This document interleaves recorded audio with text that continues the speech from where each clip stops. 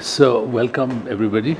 I'm delighted that we've been able to collect so many people on a hot July afternoon. But that's because the topic is so hot, right? Everybody's been talking about the roadmap for a long time, both in the government and outside the government.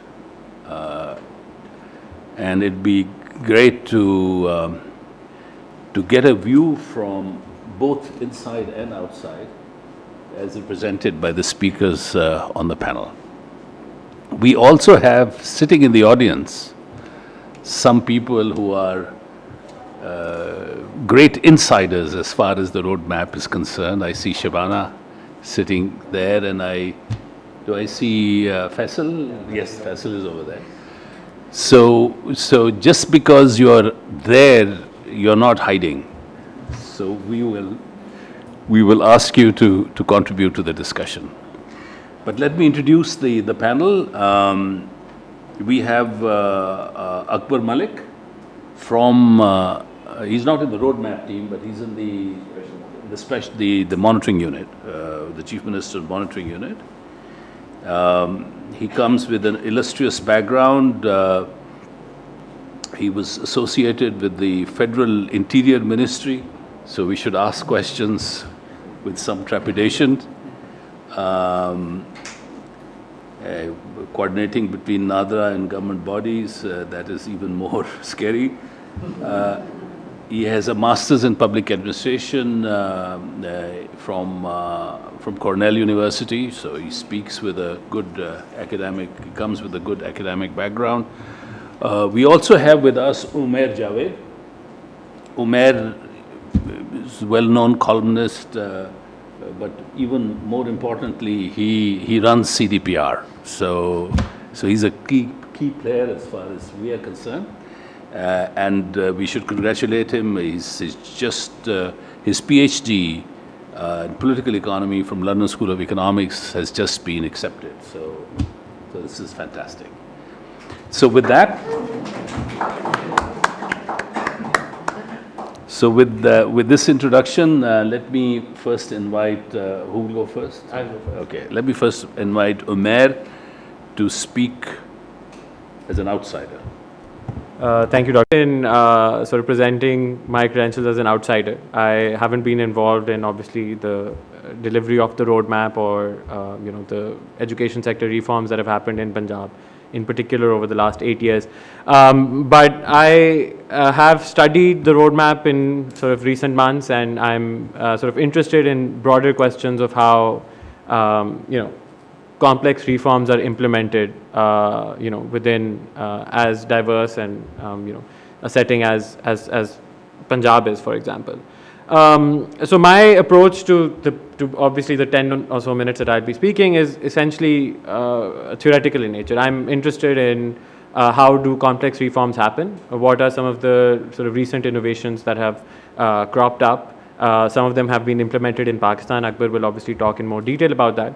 But what sort of questions come from the adoption of these practices? And what do they signify in the long run, and whether in terms of both sustainability, but also in terms of sort of the quality of reform that is delivered. So moving on, I mean, I think from the context in which we're operating, I think it's quite clear that social sector service delivery, is constrained by a number of factors. Especially in developing contexts, and Pakistan is one such context. Pakistan has also historically done worse than comparative countries on a number of social sector indicators. So in that case, sort of how we improve social sector delivery is a very pressing question, and it's a key developmental question for Pakistan. So if you review the literature, and especially the literature in recent years, one of the things that is identified repeatedly is the role of sort of the bureaucracy and the capacity of the bureaucracy. And this capacity constraint that we highlight can take a number of forms.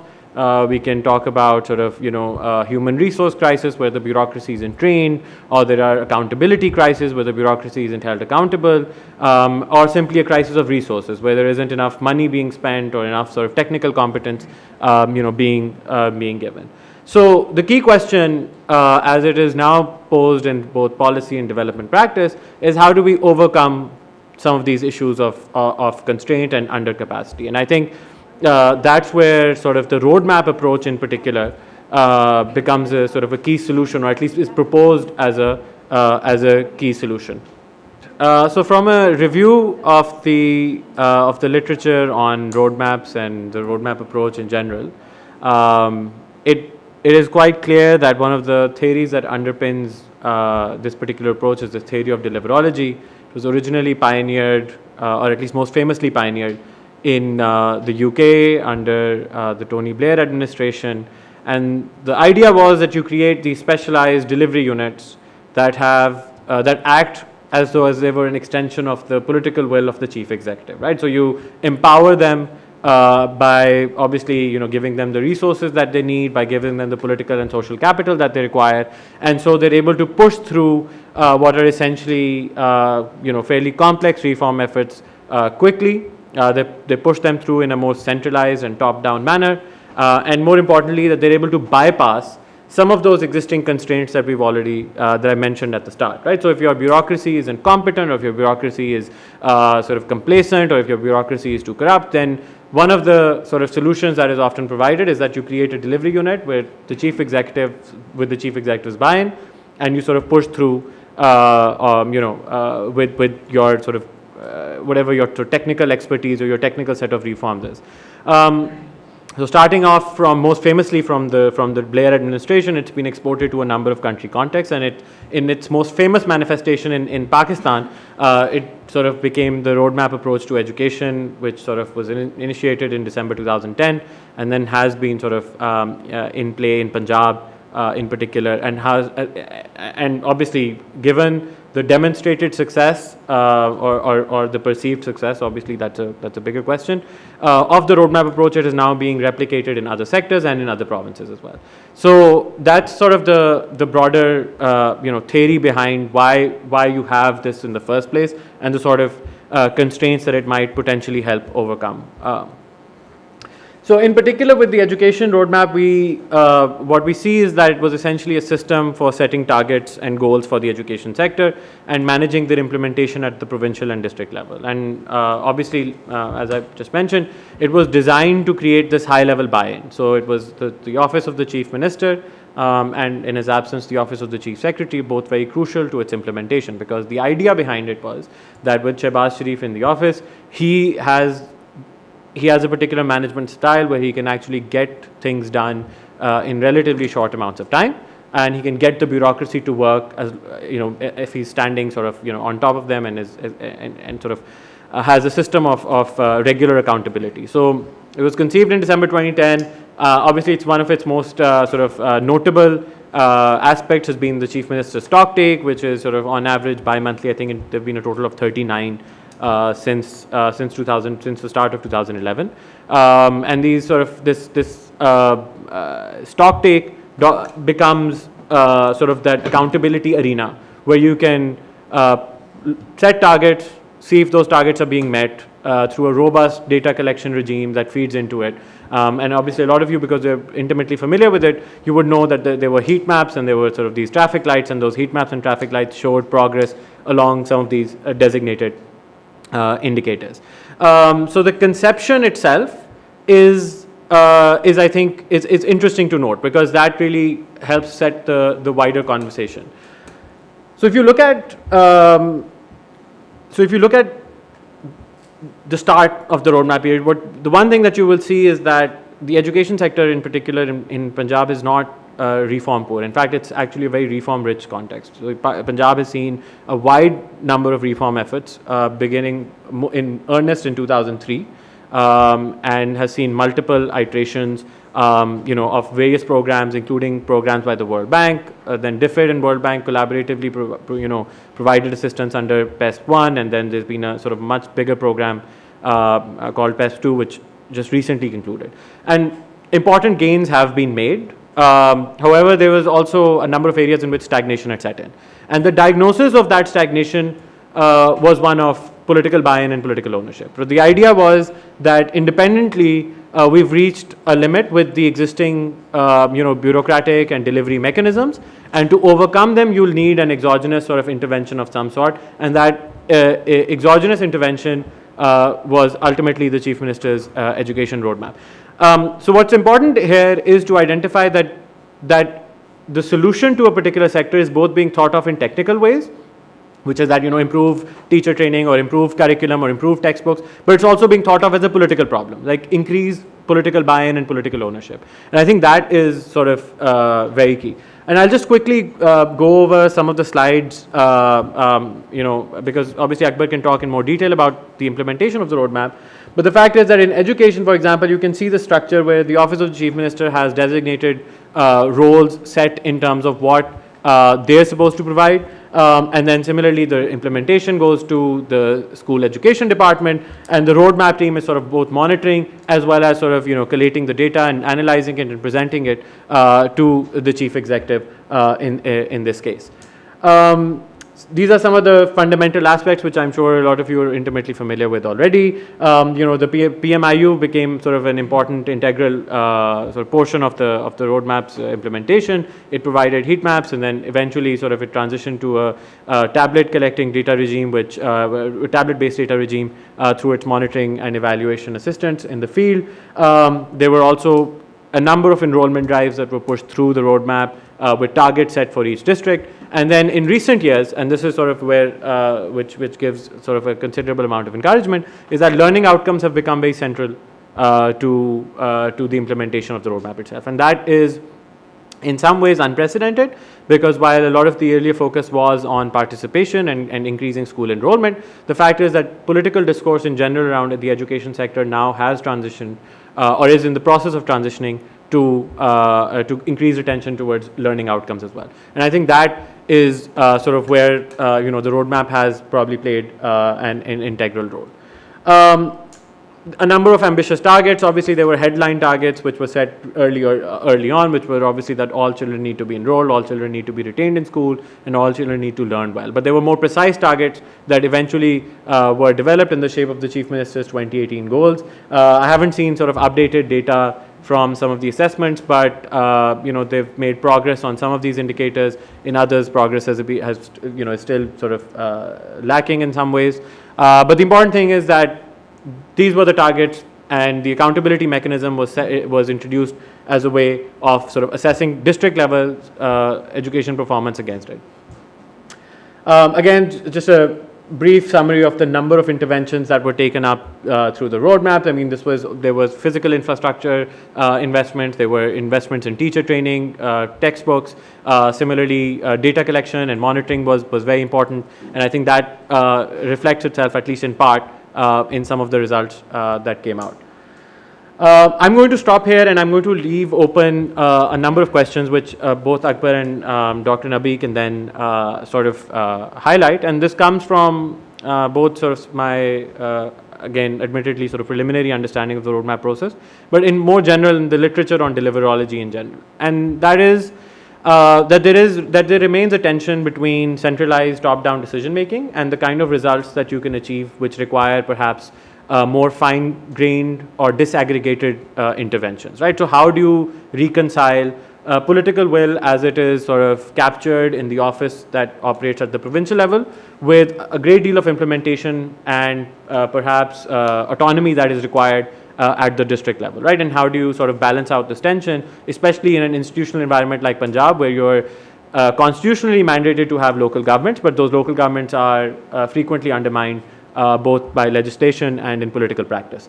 The second, I think, question that, again, a lot of people who have been associated with such interventions have asked is that what are the potential risks associated with high-intensity accountability structures?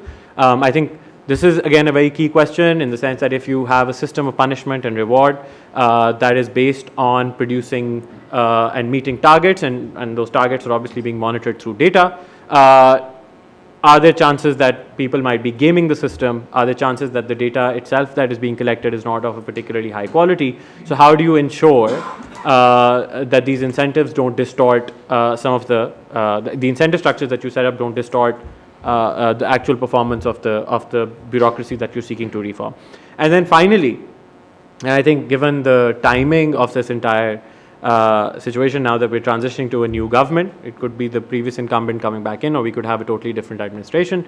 What is the sustainability of these top-down interventions, right? So you have pressure right at the top that is pushing through a lot of these targets, and you have pressure that was sustained, that has physically, I would say, sustained it for the last 7 or 8 years.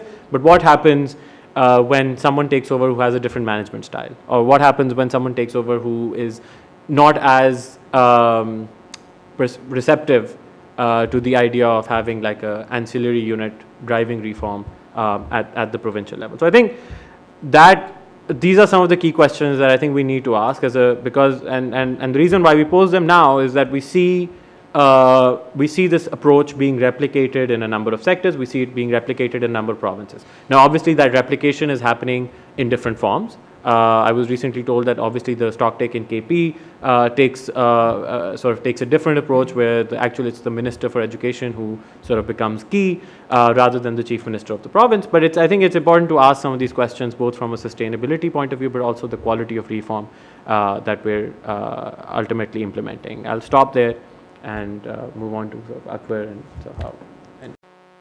Well framed discussion of what the science is and how we've taken it a step further here in Punjab in case of education. I'm briefly going to just talk about a little bit what the essential features of the roadmap are, what we've done in Punjab with them, and what are some of the key lessons that we've derived, and maybe from some of those lessons I think there are potential answers to the questions that you've raised, Umair.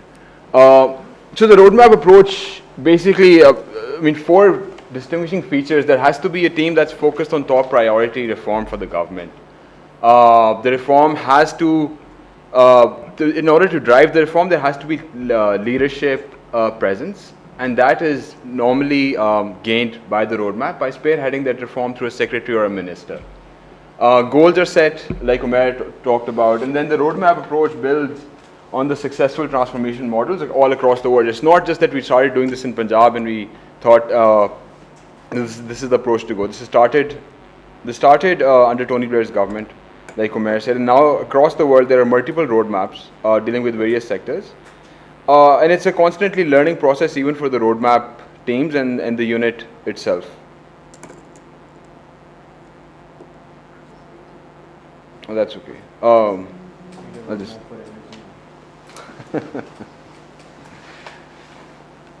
So while we wait, I'll just keep talking about. So yeah, a little bit about the special monitoring unit. So while the reform in education started in 2011, the special monitoring unit was formed as part of the government in 2014. The idea was that there has to be in-house capacity to run the reform that was tiled along the same sort of delivery units that existed all over the world. So the good thing that the special monitoring or the experiment in Punjab had was this knowledge base already developed on what drives the roadmaps. And the particular thing that was of interest in Punjab was this leadership style of the chief executive at that point. It was the roadmap approach. It has these 6 components which are very crucial to be put in place for a successful implementation. One of them is political ownership. The second of and then let's just wait.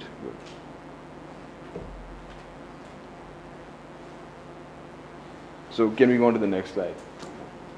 Yeah. So these 6 components are very crucial to the roadmap approach, right? And I maybe just will stand. Priorities, we have frequent, reliable information coming in from robust data systems. And there's then a dedicated team that is looking at all this data and then analyzing how we're doing against those priorities and the targets that were set. And while that team is helping doing this analysis, they're also working in consonance with your line departments. The entire idea that this should not be then an exogenous approach, but then be owned by the government departments that we're working with. And to actually enable, was something that tethers all of this, and something that has been, like I said, of crucial importance in Punjab has this been routine of stock takes. And these stock takes are not just at the chief minister level. We've cascaded them down to the chief secretary's office, to the secretary's office, to the lower district level as well. We're now in every district, you have district review committees that sit every month and take a look at this data which comes in on their targets and then plan accordingly. So like I said, in Pakistan, we're not alone. The Special Monitoring Unit was the first of these delivery units. They were formed in 2014. 2 other units were formed in KP and in the federal government in 2015. And the Sindh government is now actually in the process of launching their own unit in the next few months. So when we started to think about the roadmap approach, those 6 principles of roadmap and what we do with them in Punjab, there were a few guidelines that we set for ourselves. One of them was to identify existing priorities where the roadmap can help. The reason for doing that was you did not want to bring in a different system of running things and also be bringing in different priorities to the system. The idea was for them to gel together. Then use the Stocktakes to celebrate achievements and solve problems. In retrospect, not all the Stocktakes were used to celebrate achievements. Some were actually used for accountability. And I think they had that spark or that positive impact on driving that machinery forward. It's what made the system work and tick that we capitalized on. Then providing a team which will do everything it can to help, which meant a dedicated resource, not just within government, but through technical assistance teams across each of the 4 roadmaps that we've come to run. Then focusing on making real changes on ground and finding what already works. This is what is, I think, very, very important, because this is actually, you're saying to the department and the government that we believe in the work that has already been done. We want to learn from you rather than come and teach you something that we probably will not know as much about. Can you move on to the next slide? Right, and one distinction I think that needs to be made is that the roadmap, on the previous slide, the roadmap is not actually going to cater to the entire sector problems. The roadmap is a simplified version. It's like I said, you have to identify few targets on which you can focus in a lot more detail than an entire sector. So if I say the education roadmap has made vast gains, that's not to claim that the education sector looks vastly different, though it might because of the changes that we made in the roadmap. Right, so just the timeline. So we started the education roadmap in 2011. In 2014, the primary health roadmap was launched. The unit was also formed at the same time. Then we launched the secondary health roadmap in 2015, and both the clean water roadmap and the solid waste management roadmap in 2016. Now, all of these roadmaps were actually formed because the chief minister, the chief executive at that point, we had his political backing to actually undertake all these programs. Now, this list might look vastly different if there's a new government or if there's a different leadership. And I'm just now going to just quickly sort of walk you through each roadmap's priorities and what we've achieved sort of over the years in those roadmaps. So, like Umair was referring to, so in education, the way we actually got to these 4 priorities was against, I think, understanding how the political will was translated into these 4 priorities is important. So when we asked the Chief Minister what we wanted in 2020, he said he wants to see Punjab enroll more children and for children enrolled in schools to be learning better. And that automatically then translates into these 2 goals of teaching quality and improving access, right? And then you identify these 2 enablers which will help you achieve those goals. You need better schools, you need better teachers, but you also need to sort of bring in the private sector expertise on how they've actually transformed private schools in Punjab. So just to sort of run through the statistics that we now have. So in teaching quality, we set a target of 75% by 2018. And we achieved that by attaining a 77% average score in 2018. Now this is a 6-monthly assessment. We can get into more details if anyone has questions later on. On enrollment, we've measured participation rate. And on participation rate, we've made like 5 percentage point increase over the course of the roadmap, excuse me. Similarly, on schools and teachers, about 3 lakh additional teachers were hired in the school education department. 40,000 missing facilities, 7,000 dangerous schools were built. And then lastly, on the public-private cooperation, we've enrolled more than 2 million additional students in public-private partnership models. Now these gains, they're all in the primary sector, just so that we set the tone right. And I think just imagining the scale of Punjab and the fact that we're able to make these gains is actually a very significant achievement. Similarly in health, when we started in 2014, on the next slide, so we said we'll improve vaccination coverage, which we did from 49 to 84%, skilled birth attendance from 68 to 83%, Similarly, other inputs in secondary, healthcare, hepatitis, and nutrition.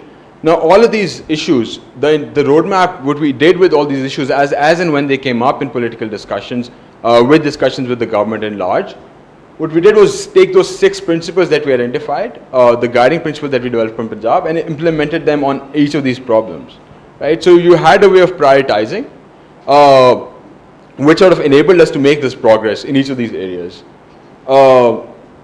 On the next slide is solid waste management, where we work with the 7 solid waste management companies in 7 metro cities of Punjab, and where there we only focused on improving their operational efficiency of each company. So you can see that we were monitoring worker attendance, you're monitoring containers, operations efficiency, and a cleanliness score, and all of them have shown vast increases, right? But this doesn't mean that we're going to say that the city now looks vastly cleaner than it did 5 years ago, or it's entirely clean. It just says that we've taken one problem that the government wanted to solve, and we've gone ahead and solved it using the same roadmap approach. Similarly, in the clean water roadmap on the next slide, we've made gains in access, quality, some level of monitoring and evaluation being introduced at the department, some community awareness campaigns. But this does not solve the problem entirely. It just gives you a way that helps you frame the problem and then identify areas where you can make gains, and then make those gains over time. So 274 rural water schemes supply rehabilitated, 160 plants upgraded. And the entire approach or rests on the fact that there'll be one such initiative in the department, which will enable then a spillover effect, which secretaries who've been with us for a number of years, when they move on to another department, will take up this approach and start to use it to program manage it. And therein, I think the roadmap focuses on capacity building a lot more. The education roadmap certainly had a dedicated team that helped the education department deliver. We've tried to do the similar interventions for the other departments that we worked with. One of the examples is the health roadmap delivery team. So now the department has their own team, which is going to be doing the same thing that technical assistance was doing 3 years ago. And none of this would have been possible if we'd worked against the system or not capitalized on things that were already moving the needle. So accountability, I think learning and with the secretaries that you worked with.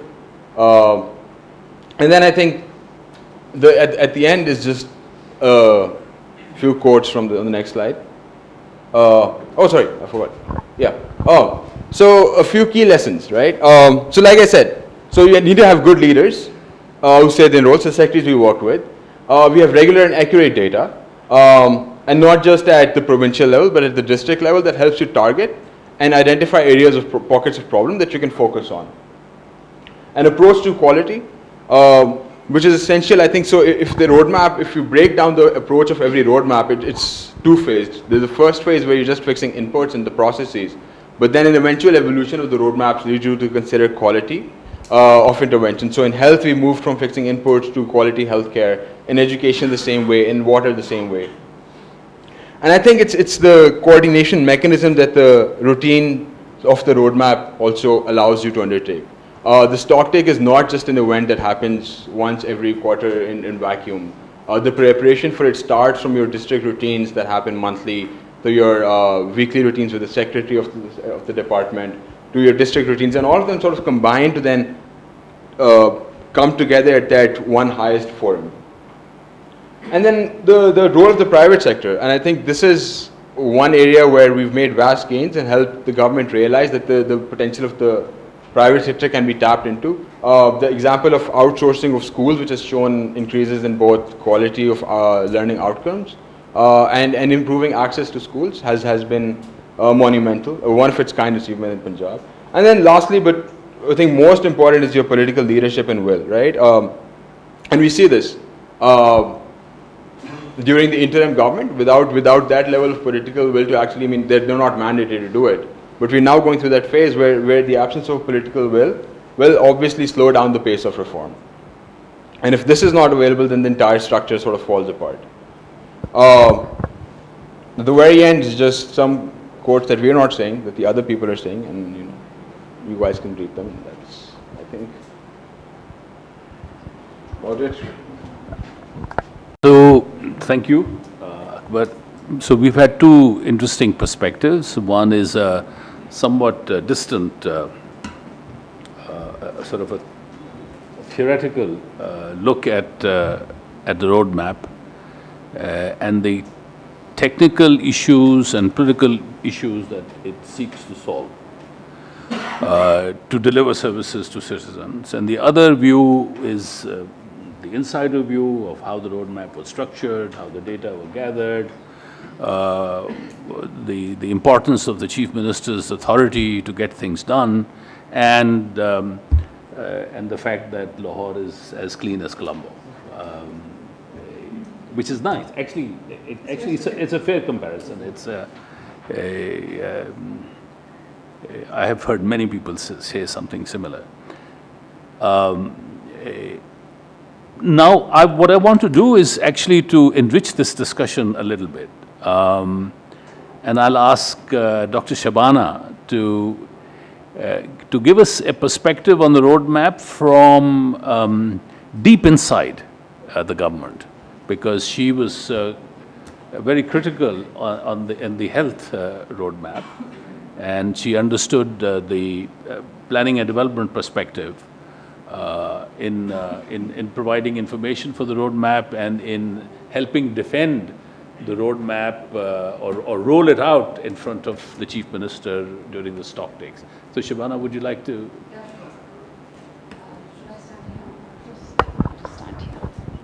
I was just about to say thank you so much. I just came specially because there was a mention of health roadmap, so I thought I would be here. This is just coming on my face. I was just missing the third perspective. So we have an independent reviewer. We have somebody from the special monitoring unit. I think we were missing the government's perspective, and that's very important. When I joined the government, we started and the roadmap was already there. And in my first meeting, I would see this more, and this comes from my heart. Please take it as a technical advice, not as P&D. I found the roadmap to be more of a grilling exercise rather than a coordinative, capacitative exercise, in which the secretaries were haunted by the results that they did not know. And there is a transition that I'll tell you in course of time. And so all the secretaries' health would be grilled for the results, and everybody would be panicked, and people actually lost their jobs, that the CM would take a decision and say, he's fired, please leave. So it was kind of a bolt from the blue, because this is not the kind of reforms happening around the world. That's not the kind of reforms, the way the reforms are being done. I've studied the reforms in the Turkish case, and they have a very commendable story to tell in health sector. So that was then when I joined in early 2016. And we had a new chairman at that time also, and the decisions would be taken more aptly, not by the secretary or the DG, which I found at that point in time, and more by the head of SMU, which everybody would be fearing off. So that was something that I found was a change. And the head of SMU also, mind you, was not a technical person. Somebody who was not technical, a generic degree holder. So they were not sectoral specialists. So it started with that. Now, point in time, we have a new chairman, we have a new member who I head planning for Punjab for health, nutrition and population, so I'm a technical person. So there were two technical people, one technical people and a new chairman who joined in. And we found that this method in the madness was not working. We approached to the CM also, and we said that there has to be a little change in the design. And that design change was that instead of having it as a grilling exercise, a pre-stocktake would be held by the chief secretary. If there were any coordination issues, like, it's very difficult from the private, I come from the private sector, it's very difficult to say, this doesn't happen in the government. It takes ages to get your file across, not because I don't want to, but because the system does not comply to the demands of the people. So that was how it started. To cut the long story short, so we had these pre-stock takes in which all the issues between the different stakeholders were solved. And when we went to the chief minister, a lot of things were settled down. So that was a change that we brought. The second thing that I noticed was, a lot of things, why would you take cleanliness of bathrooms to the chief minister? I'm sorry, but I do not agree to this. The chief minister is at the level of taking policy decisions and even, I believe, outcomes and impact. Impact because this was a shorter program, so impact couldn't be measured. Why does the chief minister, this is the function of your medical superintendents reporting to your secretary, he needs to check it and have it intrinsically built. Somebody grilling for your cleanliness score is 10 out of 50 or 50 out of 100 is not something that I would personally bring up to the level of the chief minister, because you are involving the chief minister in nitty-gritties, which is not. For me, policy decisions like there was no NCD program, mind you, no non-communicable disease program. That is a policy decision. That was not taken by the chief minister, that was not taken by the roadmap, that was not taken by the health department, that was taken by planning and development. That there is no NCD program. Half of the burden of your disease is non-communicable, cardiovascular diseases, diabetes, hypertension. You're missing out. So these are policy decisions. Your GDP spending on health is less than 1%. It's like 0.08, 0.09. So we take a policy decision at the chief minister's level. Come hail, come strong. We will be spending 1 or 1.5% GDP on health. That was not coming through them. So policy level decisions were not there. There were 2 impact indicators, 2 outcome indicators that were monitored in health. One was immunization, very, very critical. And the other was skilled birth attendance. Skilled birth attendance, those of you who are not technical, is a delivery by a skilled birth attendant, which qualifies as a doctor, a nurse, a lady health visitor, people who are authorized to conduct deliveries. So in our part of the world, the skilled birth attendants, as you saw in Mix 2014, was very little. And a lot of them, these mothers die because of these deliveries by untrained birth attendants or dies or at house deliveries. Still a quarter of deliveries happen in the house. So these 2 outcome indicators were perfectly okay. For me, it was a little sudden thing that, discussing cleanliness in bathroom, and that's also very fluid. If you go now, it will be very different for now because we keep on going and visiting hospitals. The second part that was missing was a major component. Who sets the priorities and who sets the targets and who prioritizes the thematic areas? Does anybody know which is the major health problem in Punjab? What's your major problem, health problem in Punjab? What are the top major killers for health?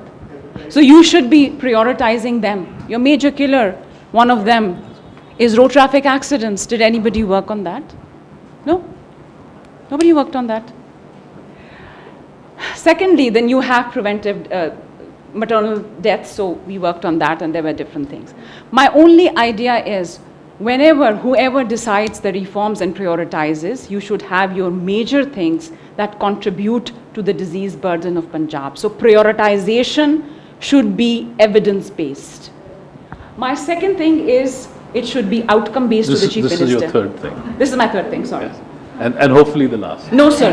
No, sir. This is I am very passionate about health. Shabana, so I have more points. I'm passionate about sticking to the time, so. I'm fine. I'll finish in 5 minutes. Okay. The MEAs who regularly collect the data, I think we should bring up their capacities. There are havaldars who go and collect data, who do not know anything about health. And there were issues which were written to us independently. Third, anybody who does reforms should also have a sectoral know-how. In the roadmap team, I think there was only one sectoral expert, and that was Emma on the health side. Rest were generalists. So if you try to put up things or advise on policy issues, there should be sectoral experts also. It should not be donor-driven, sir. We are still deciding the fate. The new secretary was asking me what to do because everybody is lost. We should entrench in the system. No consulting firm. So there was ACASIS, there was another consulting firm, there was DFID, and other multiple stakeholders. It should be government-led, government-driven. The donors should support us in capacity building, in reforms that have worked around the world. That's where it should be there. There was no emphasis on quality. So there was one indicator doctors are posted, whether the doctors are playing video games, seeing patients, or out was not monitored. So a lot of emphasis on quality. Strengthening institutions, not deliverables. I know it's a deliverology, but did you strengthen institution? Was there a deliverable on institution? No. PPHA was not made due to roadmap or by the CM's roadmap. It was taken as an independent decision by the whole board. There was another comment last, sir.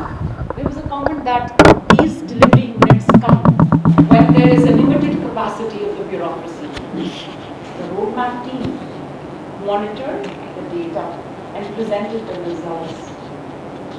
Work was done by the bureaucracy. Whether they were incapacitated, whether they were good, right, or ugly, the work was done by them. The monitoring was done by MEAs, the results and the data was put up by the roadmap division. So that's how.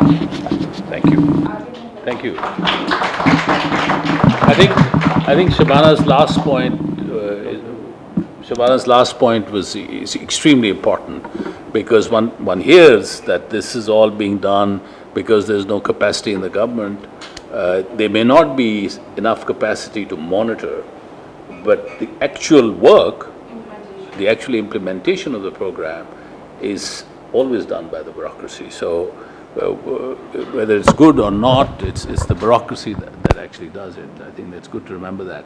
Now, so we've now had three perspectives on the roadmap, and perhaps the roadmap team, as it was called.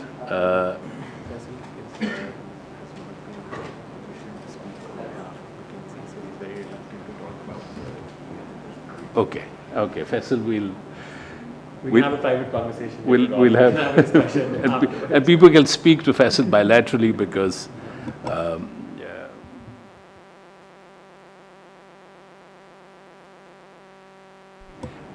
about some of these things. So now let's open it up for discussion. Let's get people's perspectives.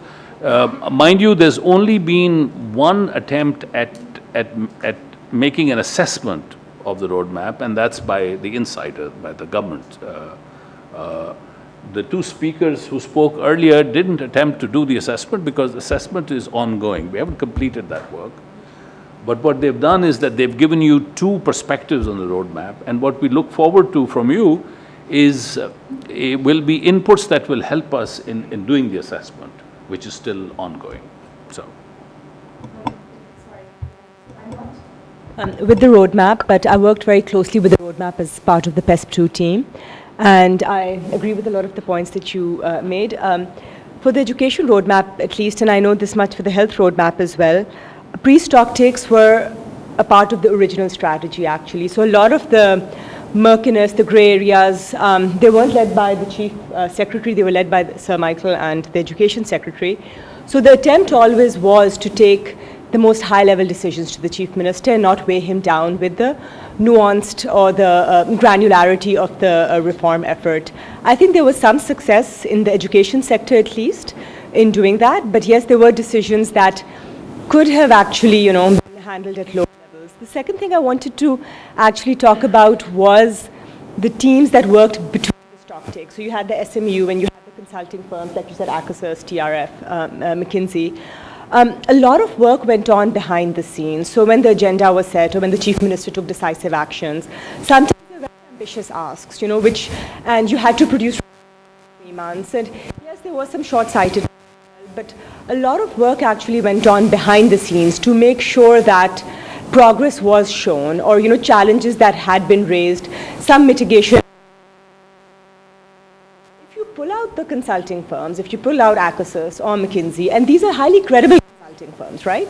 So if you pull them out, can the government, and the special monitoring unit is doing really well, but they're managing multiple roadmaps, so can the government actually, we would like for the government to take it forward, but can it take this forward? Especially without the data analysis capacity or the data presentation capacity, so. I think that is acknowledged. At least that's how I heard it, Shabana. Yeah. That the monitoring aspect of the data.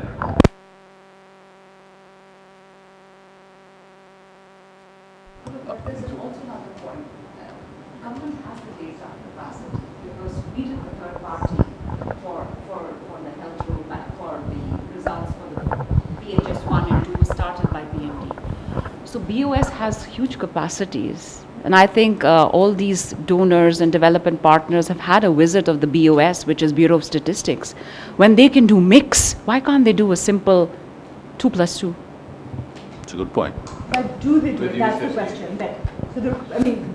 Given that has that been done, the consultant. Yes, there are issues around hiring. So in government, the major problem is I can't hire you for an X amount of money. I have to go by the book and hire you less, so you won't come. So that's the issue. Okay. Okay, let's have other perspectives.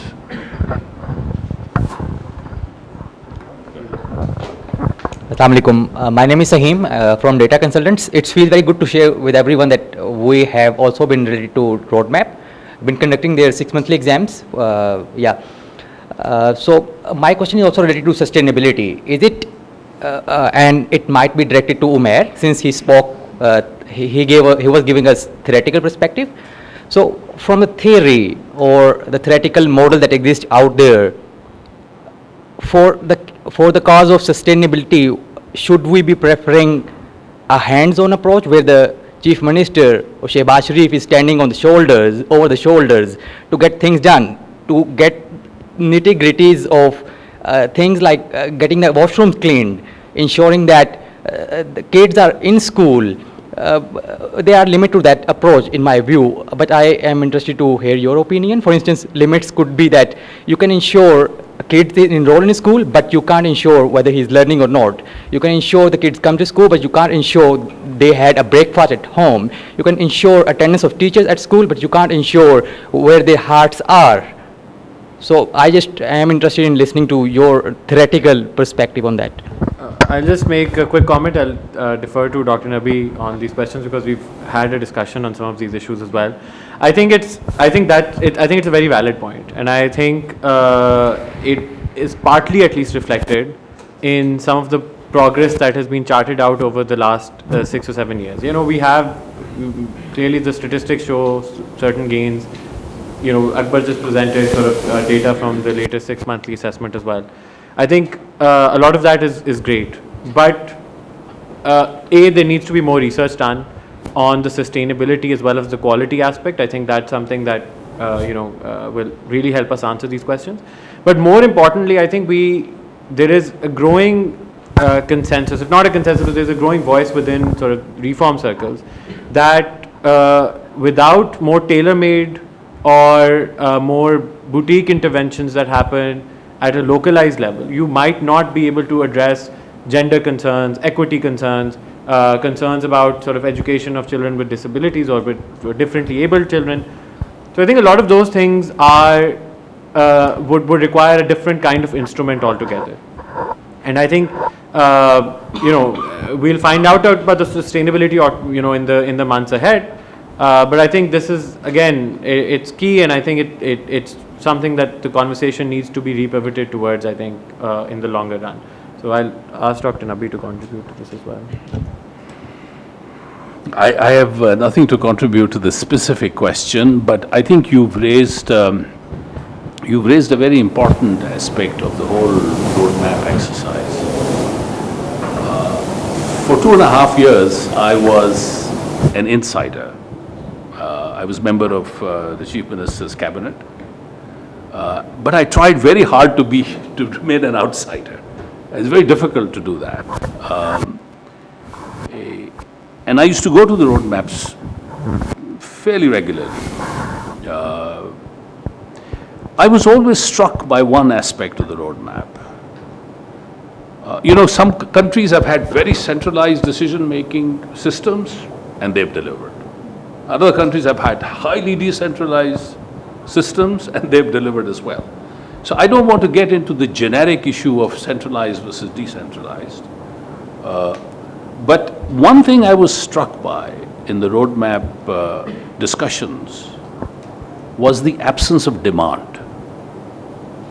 It was all supply. Let's fix the supply side of the problem, and the problem is fixed. And I'll give you a very good example of how the penny finally dropped to that gathering that would come for the roadmap presentations of Michael Barber. I think it was in the context of the health roadmap. Shabana, you may have been there. Again, these green, yellow, red lights, and Michael Barber quickly went through the roadmap exercise for that specific presentation, and he gave red light to a district hospital and moved on to the next topic.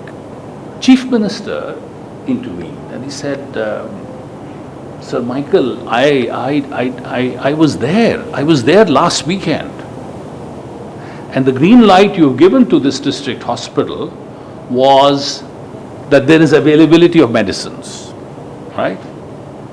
But I was there last weekend and people grabbed me and they said, we don't get medicines.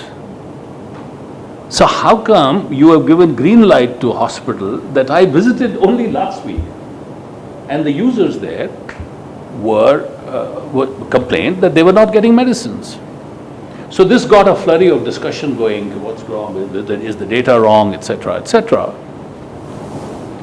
And I got my opportunity to speak when the Chief Minister gave me the floor, and I said, this is exactly the demand side problem that I've been talking about throughout. What the roadmap team is doing is that it is gathering administrative data.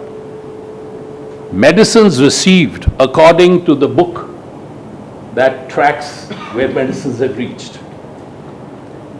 What the Chief Minister experienced on his visit was the demand side of the problem, which is the users, and the users are saying, we haven't received medicines. So the hospital may have medicines. That doesn't mean that the hospital is giving the medicines to the users. And if you don't have the demand side of the picture, you are unable to reconcile the political dimension of the problem versus the administrative dimension of the problem. In education, something very similar, because as you yourself said, teachers are turning up, but we don't know what they are doing once they come into the classroom. Right? It's only when we assess student performance that we find out whether the teachers actually taught. Right? And that's an indirect way of saying this is the demand side of the problem. So I was really struck. If there was one weakness I saw in the roadmap, it was that there was no demand in it, and therefore it was largely based on administrative data, and the administrative data can be very misleading. So that's one big issue. And of course, you can't do too many of these roadmaps. Even if you were to capture in the design the demand side, because there's a limit to the capacity of the Chief Minister. You know, you can pick up one or two areas, but then you should have other people leading this exercise. If there's a civil service capacity limitation, there is a human capacity limitation for the Chief Minister. And the more roadmaps the Chief Minister would announce, the more caution I would emphasize, and that didn't always go well. Now, the capacity issue is quite interesting. Lant Pritchard, whom everybody knows, he was in Washington and he was organizing a discussion of development economists at the global CGDEV. And so he asked me, you were close to decision making for 2.5 years. Are there any lessons that you would like to share with us? And this goes to your question of technical and capacity issues. And I thought hard, and I realized that, every year there would be this big discussion on budgetary allocations to different sectors. And when it came to health and education, the cabinet of the Chief Minister would all say, yes, this is extremely important, these programs must be done, our numbers are terrible, malnutrition, low literacy, etc., etc. So they would pay full, they would give full support to the idea of spending more in the social sectors.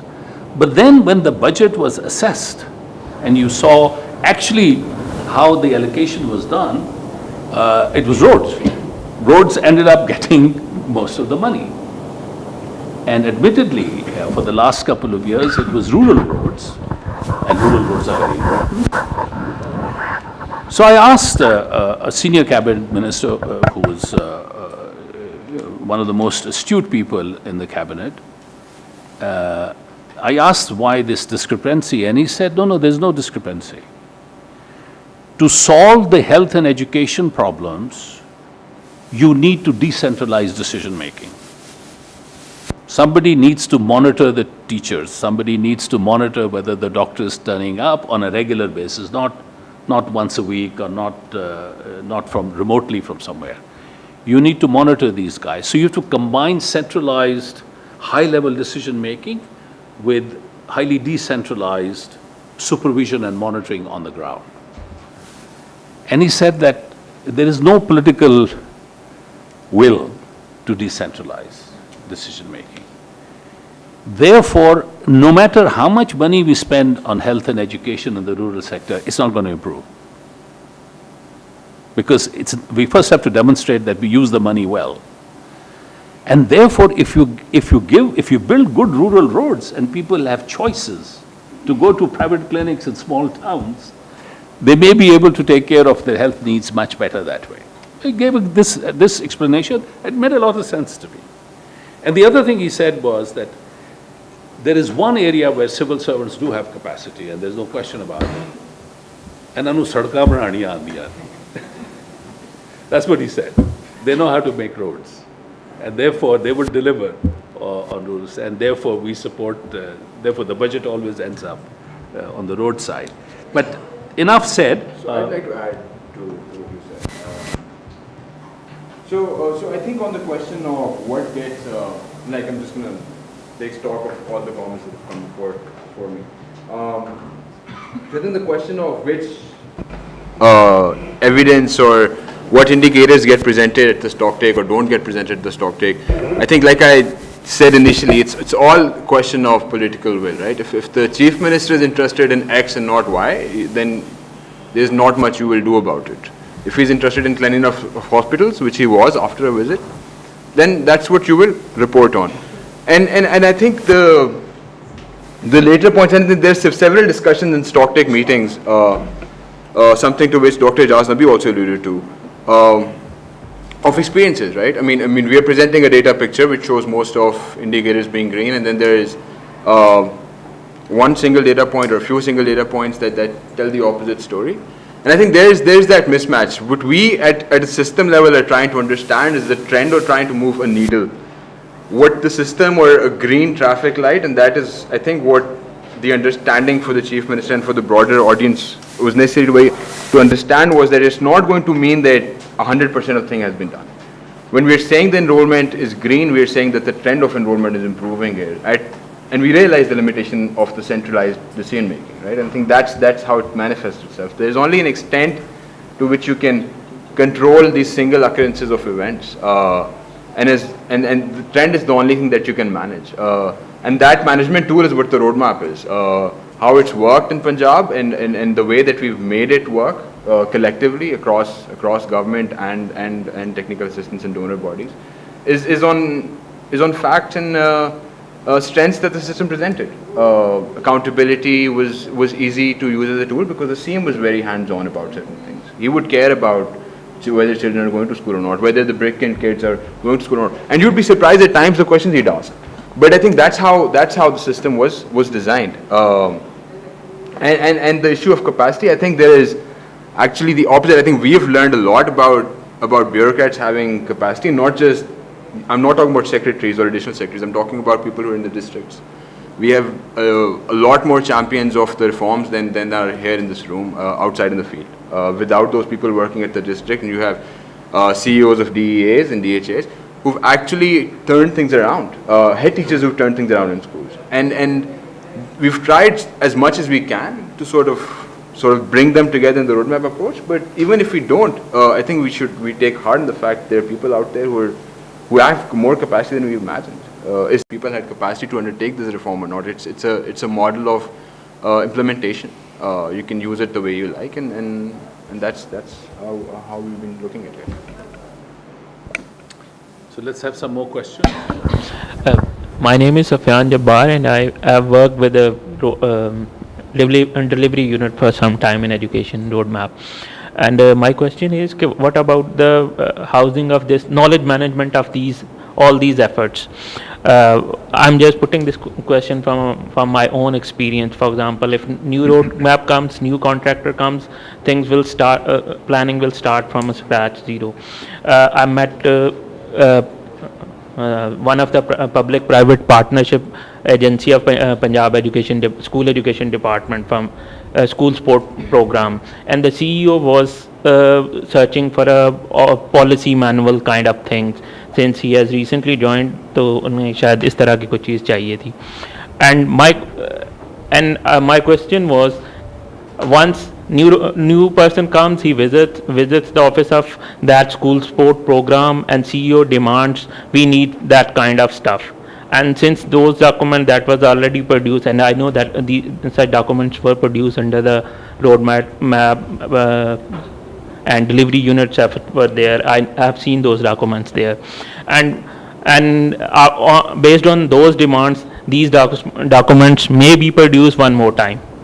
So I see there are duplication of efforts if there is no efforts on the housing of these efforts or knowledge management of these data. And second example, I can quote a couple of days back, one of my friend referred a guy from a very good university that he is doing a PhD on Punjab education sector reforms, but he is unable to get the data or the information on that. And interestingly, one more example I could quote, school education department's own website is projecting different numbers, and PMIU and open government data that website is being housed by PITB is giving totally different numbers on enrollment and facilities, even at the moment when we are talking about this. Thank you. Okay. So I'll start with the last comment that you made. So I think look at the data sources. There are different data sources that both the departments use. PMIU has their own monthly data coming in. School education uses annual census data or the self-reported data. So just look at that. That's why you might see that different. On the question of there'll be a certain on knowledge retention. So there'll be a certain level of knowledge attrition, considering that there's going to be changes in bureaucracy at a massive level. We had that when we started the interim period. We'll have that again when the new government comes in. And I think therein the role of these technical assistance teams, and not just these, but more importantly, your N-2 and N-3 at the departments, because your additional secretaries, your deputy secretaries, your section officers, they are the same people. And the entire, I think, the strength where we have some confidence that this will stick is because the roadmap teams have worked extensively with these individuals as well. And they've seen the results of this approach come about. I think there are now, beyond just the director general to the secretaries in the department, you have deputy directors who've seen this approach, who own some of the work that has been made part of the roadmap over several years. And as long as they're around, I think there'll be some level of understanding. And this is again, right, this is an approach to using data, looking at data, prioritizing. And as long as those 4 or 5 broad things are present in the system, the shape that it might take will look vastly different in terms of content, but the platform is set, right? And that platform, I think setting it took a large number of years, but it's going to stick for a while.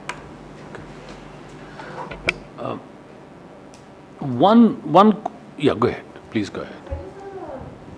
More of a design structural question for the roadmap. Given that this is an instrument that can push through sort of larger scale agendas than even more sort of precise targets and outcomes, was there ever discussion when the education roadmap was being made about sort of like a structural reform where things get interlinked. So for instance, if you're talking about learning outcomes and if quality is a big emphasis, then start with the end result, which may be PEC examinations, for example, with the question of, well, are these assessments actually assessing quality? Do an overhaul of that and then work your way backwards to DSD, which is now guide, to say, okay, well, are teachers trained on how to teach for that? And then work your way further back to, all right, is curriculum in line? And then are lesson plans made accordingly? So, I mean, I don't know too much about the roadmap, but I know, like, you know, Mckinsey backed, for example, solutions such as, you know, beautiful lesson plans for teachers were a big part of it, right? But the question is that maybe the wrong, or is that the correct intervention at the correct time instead of working backwards? Yeah, no, that's a very good point, because one of the things that continuously bothered me when I attended the roadmap sessions was, how did they decide that this is the right intervention? What is the reform effort that's been picked up, which is informing Michael Barber and his team that this is the way to go forward? That question was never really answered satisfactorily during the roadmap discussions. I presume that they were talking to the secretaries and you know, in improving one particular outcome, you need to have a number of things in place. How do you prioritize which one to monitor, which one to make sure that there is delivery so that you get the outcome? If there is a reform effort, if there's a sectoral view, then of course you would have prioritized. But I didn't get any flavor of that discussion. So maybe you can shed light on that. I think Shabana, who's left, she would have shed light on that. But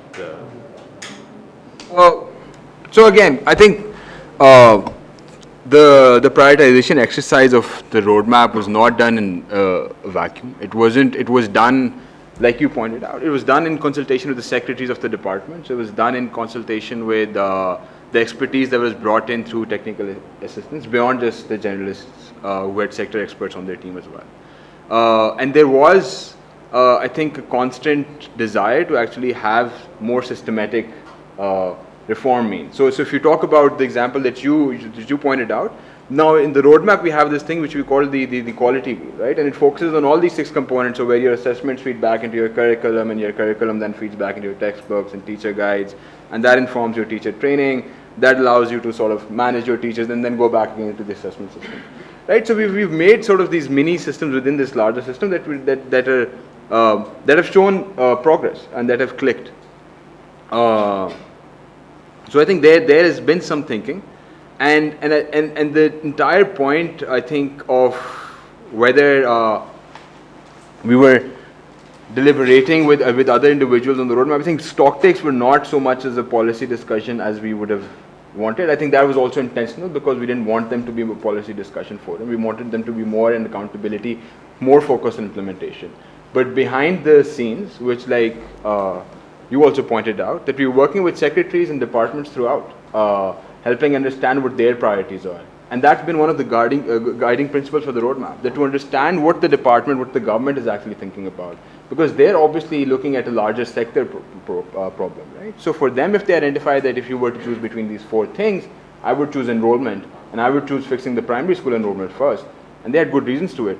Ours was to not question so much about whether that's right or not, but how do we implement them, right? Like I said, the roadmap is again an implementation tool. The policy decisions were taken, I mean, as any in other government systems.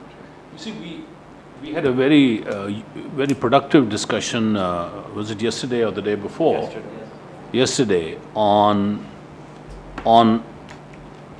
education sector outcomes, the reform effort that's gone in, the financing of the education sector, and the system for decision making that brought all of this together to achieve outcomes. And the general view was that all of these things were happening independently. That the stocktake was the driver of change, because key decisions were being taken at stocktake time, but it wasn't always in sync with the sectoral priorities set by sectoral studies, and it was not obvious that they were always in sync with specific reform efforts that were going on in the sector, and there were many, many reform efforts.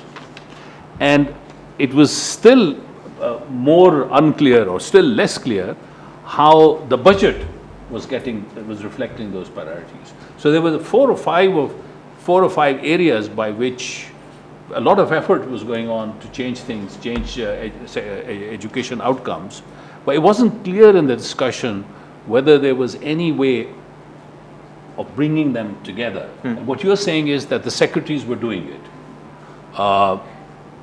We have to take your word for it, because it's still not obvious to us, and maybe that's something. But I think there's still room, right? So what you're saying about financing and planning, I think in government is a very cumbersome process, right? I mean, what we decide within one department is then it moves on to finance and then planning and development, and then and I think the only forum where we had that buy-in from all the other departments working towards it was the CM forum for Stocktake, right? Yeah. What you would have ideally then, and which we later also put in place, was the Chief Secretary forum, right? Which would then become more problem-solving focused, which help understand what issues finances have. And I think the timing of it was probably something that can be improved, right? So do it right before the budget. And again, understanding budget and like this implications, again, the entire year presents different sort of political opportunities and you have a different sense of what will be politically important during the entire year, and then mid-year review might reveal something else. And those considerations need to be put in place. But I think having all those fluctuations in the system and still being able to maintain a focus on what was prioritized initially was a key success also. Yeah. I would like to add something. Please.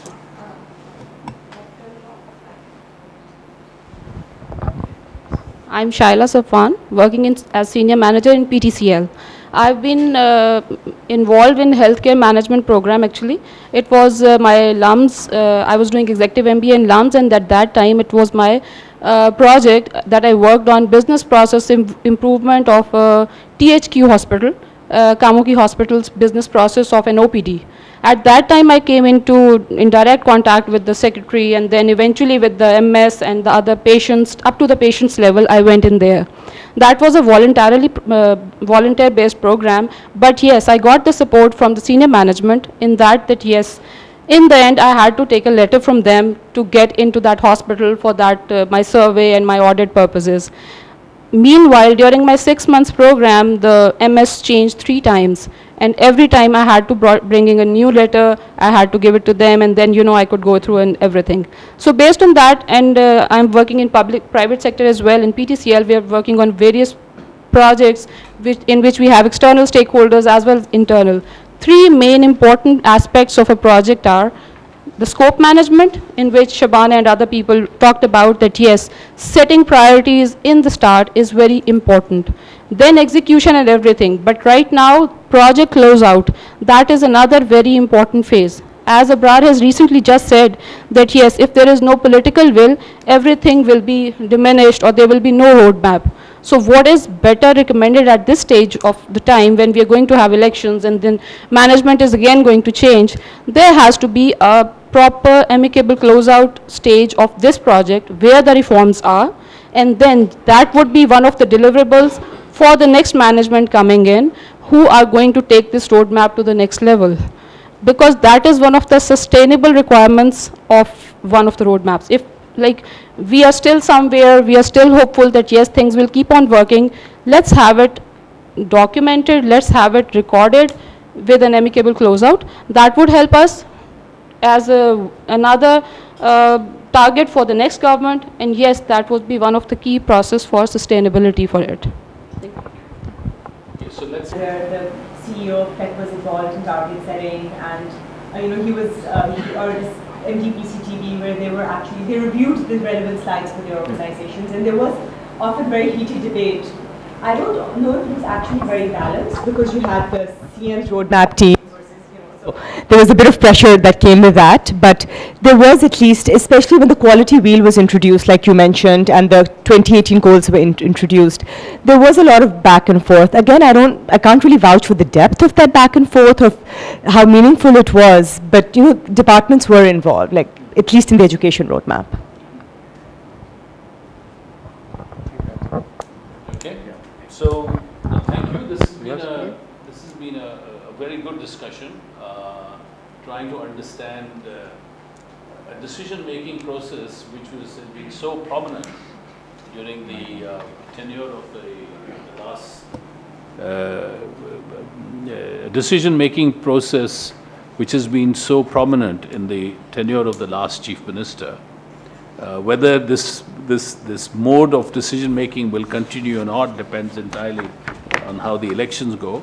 But I think it gives the team that's doing the assessment a lot of food for thought in terms of both how the administrative data were gathered, what were the shortcomings, what happens to data once it's gathered, does it become a data warehouse that can be accessed by people to ensure continuity of the program, the absence or otherwise of the demand side in telling this story, in taking these decisions. So a lot of these issues got aired, which is very useful, and I think will be very useful for the team as it does the assessment of the Punjab roadmap decision-making framework. So thank you very much.